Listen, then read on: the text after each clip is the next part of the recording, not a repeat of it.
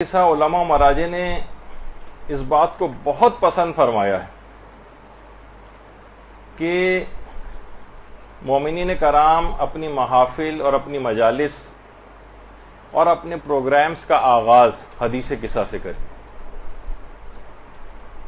اور اسی کے اندر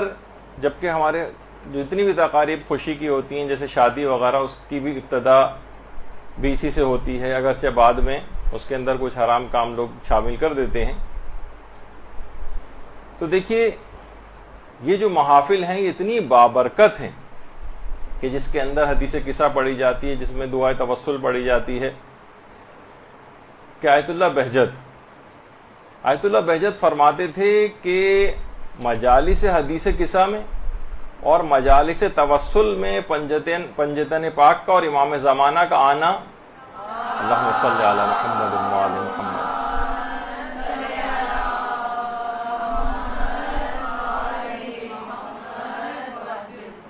بارہا دیکھا گیا ہے۔ یعنی پیغمبر اکرم امیر المومنین شہزادی امام حسن اور امام حسین مجالس حدیث قصہ میں اور مجالس توسل میں حاضر ہوتے ہیں۔ باقاعدہ در محضر آیت اللہ بہجت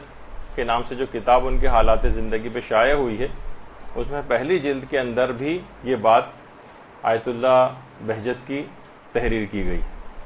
یعنی اتنی بابرکت محفل ہو جاتی ہے۔ اور مجالس عزا کے اندر بھی آیت اللہ خوئی فرماتے تھے کہ مجلس امام حسین میں جناب رسول خدا، شہزادی اور دیگر معصومین کا آنا امر ممکن ہے، کیونکہ بعض روایات اس پر دلالت کرتی ہیں۔ اس کا بھی لوگ بہت زیادہ مذاق اڑاتے ہیں، یہ کیسے ممکن ہے، وہ تو دنیا سے پردہ فرما گئے ہیں، مثلا اب ان کا آنا ممکن نہیں ہے۔ ایسا نہیں ہے۔ آغا خوئی اور دیگر مجتہدین، اگرچہ الگ ایک موضوع ہے جس پہ کبھی اور انشاءاللہ کلاس لی جائے گی، لیکن آقا خوئی نے بھی کتاب جو سیرات النجات ہے ان کے فتاوے کی، آیت اللہ شیخ جواد تبریزی نے اس کے اوپر اپنے اختلافی جو ہے حاشیہ وہ بھی لکھا ہے، اور اس میں آیت اللہ خوئی کے فتاوے جو ہیں وہ نقل کیے گئے ہیں۔ اس میں یہ آقا خوئی فرماتے ہیں کہ اس میں آنا بالکل ممکن ہے ان شخصیات کا، اور روایات اس کے اوپر دلالت کرتی ہیں۔ اور یہی وجہ ہے کہ ہمارے علماء میں محمد جواد یزدی شیبانی، ان کی کتاب ہے تذکرۃ المصائب، اس میں وہ فرماتے ہیں کہ ان جلسوں میں شرکت کرنی چاہیے، ان تمام جلسوں میں شرکت کرنی چاہیے جہاں احادیث قصہ پڑھی جاتی ہے، کیونکہ معصومین وہاں حاضر ہوتے ہیں، اور جو بھی اس بات کا خواہش مند ہو کہ اس جگہ پر جائے کہ جہاں پر معصومین موجود ہو، اسے چاہیے کہ وہ مجالس حدیث قصہ میں جائے اور وہاں جا کر دعا مانگے۔ یعنی دعاؤں کی قبولیت کے وسیلے خود اس محفل حدیث قصہ کے اندر موجود ہوتے ہیں، کیسے وہاں پر آپ کی دعا قبول نہیں ہوگی؟ تو مساجد میں بھی شب جمعہ تعقیبات نماز کے حوالے سے اگرچہ وہ کنٹینیوشن چل رہی ہوتی ہے دعاؤں کی، اس کے اندر بھی اس کو پڑھا جاتا ہے، اور کوئی شخص بھی تعقیبات نماز میں بھی حدیث قصہ کو پڑھ سکتا ہے۔ اور آیت اللہ کاظم قزوینی، یہ آیت اللہ کاظم قزوینی وہی ہیں کہ جو کہ امانتاً جن کو دفن کیا گیا تھا قم میں، اور اس کے بعد کئی سالوں کے بعد جب حالات بہتر ہو گئے تھے تو ان کے جسم مبارک کو وہاں سے نکال کر اور کربلا منتقل کیا گیا تھا، اور کئی سال بعد جب قبر کھولی تھی تو بالکل جسم ایسا موجود تھا جس طریقے سے ابھی دفن ہوا ہو۔ اللہم صلی علی محمد و علی محمد۔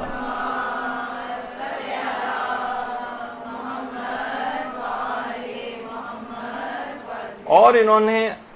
بہت بے شمار سیرت ائمہ معصومین کے اوپر کتابیں لکھی ہیں، لیکن وصیت کر کے گئے تھے کہ میرے سینے پر حضرت زہرا سلام اللہ علیہا کے متعلق، اللہم صلی علی محمد و علی محمد،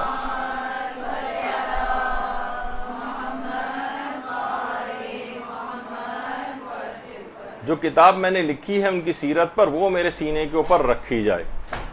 تو وہ ان کے ساتھ دفن ہوئی تھی وہ کتاب، اور کئی سالوں بعد جب قبر کھولی گئی تھی جسم کو منتقل کرنے کے لیے تو جسم بالکل صحیح و سالم، حتیٰ کہ کفن بھی بالکل صحیح و سالم تھا، اور لوگ بڑے بڑے علماء اور مراجع ان کی زیارت کے لیے گئے تھے، جس کی ایک تفصیل ہم اپنے ایک درس میں پوری بیان کر چکے۔ تو وہ فرماتے تھے آیت اللہ کاظم قزوینی کی جو سیرت جو شیعوں کے اندر رائج ہو گئی یہ انتہائی خیر و برکت کا باعث ہے کہ محافل کا آغاز حدیث قصہ سے ہوتا ہے، اور کیونکہ یہ استجابت دعا اور نزول رحمت پروردگار کا سبب ہے، اس کو بلکہ فرماتے تھے کہ حفظ کرنا چاہیے اور بچوں کو زبانی یاد کروانا چاہیے۔ ہمارے بھی مدرسے کے جو مسئولین ہیں اگر وہ بات سن رہے ہوں تو میری خواہش ہے کہ ہمارے جو بچوں کا مدرسہ ہے اور آپ خواتین کے لحاظ سے بھی کہ حدیث قصہ کو زبانی یاد کریں، بچوں کو اپنے زبانی یاد کروائیں۔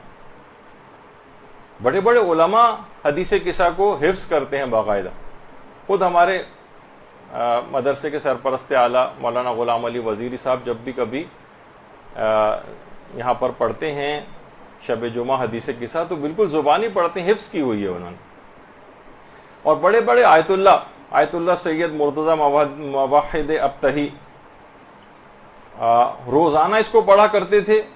اور انہوں نے حفظ کی ہوئی تھی۔ ان کے خود ایک بیٹے نے بتایا کہ ایک شخص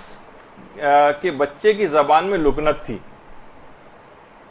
یعنی ان کے آیت اللہ مرتضی موحدی کے بیٹے نے بتایا کہ ایک شخص آیا تھا جس کے بچے کی زبان میں لکنت تھی، تو ایک بزرگ نے آ کر خواب میں تاکید کی تھی کہ تم 10 جلسات حدیث قصہ اپنے گھر میں منعقد کرو، یعنی لوگوں کو بلاؤ اور اس میں حدیث قصہ پڑھو اور 10 روز تک ایسا کرو۔ اس نے ایسا ہی کیا اور وہ بچہ اس کا شفا پا گیا۔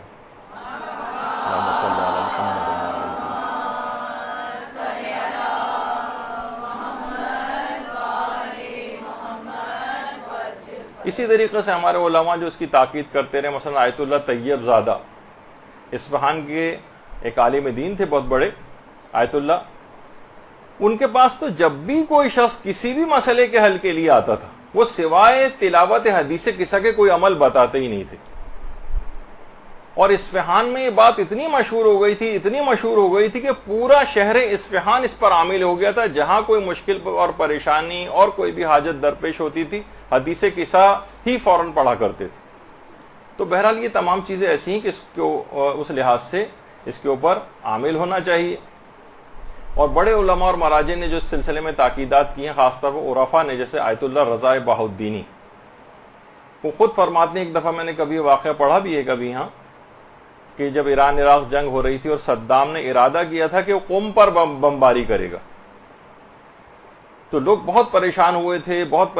تھے، علماء کے پاس جا رہے تھے، مراجع کے پاس جا رہے تھے، تو لوگ آیت اللہ رضا بہاؤالدینی کے پاس بھی آئے،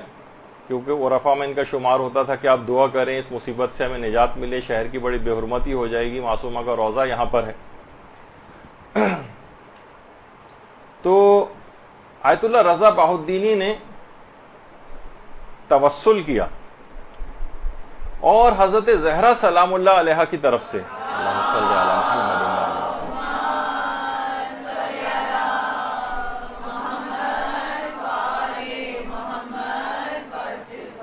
ان کی طرف سے اشارہ ملا کہ لوگوں سے کہو کہ حدیث قصہ سے توسل اختیار کریں اور اپنی مشکل اس کے ذریعے دور کریں۔ اس کے بعد آیت اللہ رضا بہاؤالدینی نے لوگوں کو یہ بات بتائی، لوگوں نے مساجد میں اور گھروں کے اندر حدیث قصہ کی تلاوت شروع کی، بمباری بالکل بند ہو گئی اس کے بعد سے، بلکہ ایک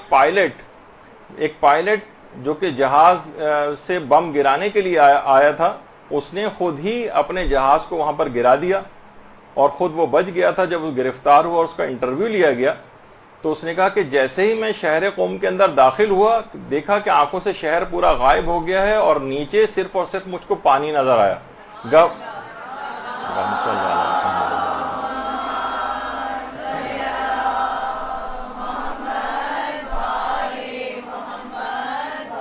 اور گھبراہٹ میں نے بم ادھر ادھر گرا دی اور جہاز کو زمین سے ٹکرا دیا۔